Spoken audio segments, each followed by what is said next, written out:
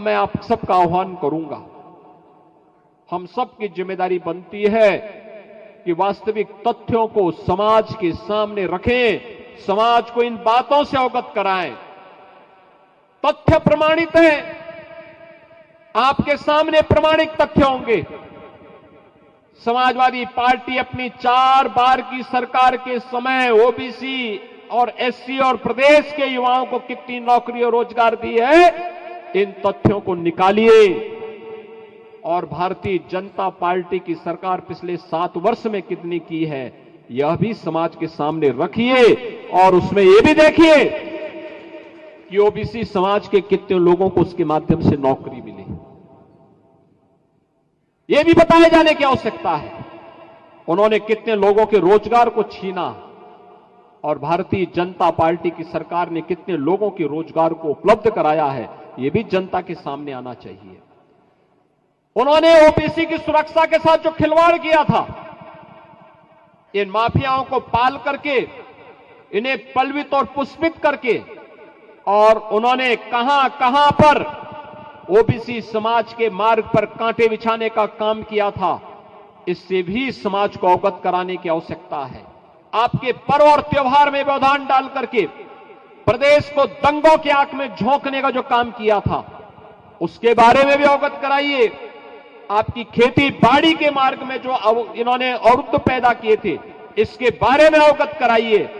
और अब तो हम लोगों ने प्रदेश के अंदर न केवल उत्तर प्रदेश के किसानों को प्रधानमंत्री मोदी जी ने प्रधानमंत्री किसान सम्मान निधि का लाभ दिया है, बल्कि प्रदेश सरकार ने किसानों के साथ साथ उनके परिवार के जनों और बटाईदारों को भी 5 लाख रुपए की मुख्यमंत्री कृषक दुर्घटना बीमा के अंदर आच्छादित करने का काम किया है।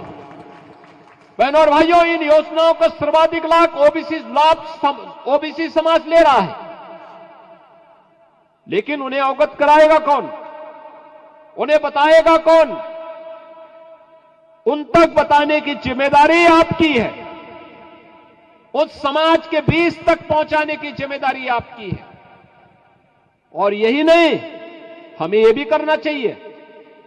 आप समाजवादी पार्टी के समय ओबीसी के कितने छात्रों को स्कॉलरशिप मिलती थी, और इस समय नरेंद्र कश्यप ही हमारे इस विभाग के मंत्री हैं, ये अपने आंकड़े भी प्रस्तुत करें और बताएं कि 2475 रुपए हमने 2475 करोड़ रुपए केवल और केवल ओबीसी वर्ग के छात्रों के लिए आज स्कॉलरशिप के लिए हमारी सरकार ने दिया है, जबकि समाजवादी पार्टी की सरकार इसकी आधी पैसा भी नहीं देती थी, आधे छात्रों को भी स्कॉलरशिप नहीं देती थी।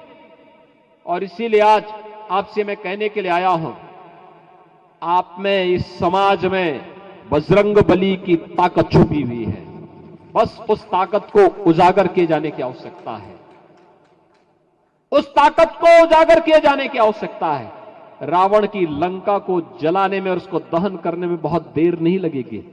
ये जो रावण आज गुमराह करके समाज को आपस में ही लड़ाने का काम कर रहा है, याद रखना, हमारा ओबीसी समाज मजबूत हो, यह महत्वपूर्ण है, लेकिन हमें सर्व समाज के साथ बेहतर समन्वय करके देश विरोधी और समाज विरोधी गतिविधियों में लिप्त तत्वों को बेनकाब करते हुए प्रधानमंत्री मोदी जी के नेतृत्व और मार्गदर्शन में विकसित भारत की परिकल्पना को साकार करने के लिए प्राण प्रण से जुटना है।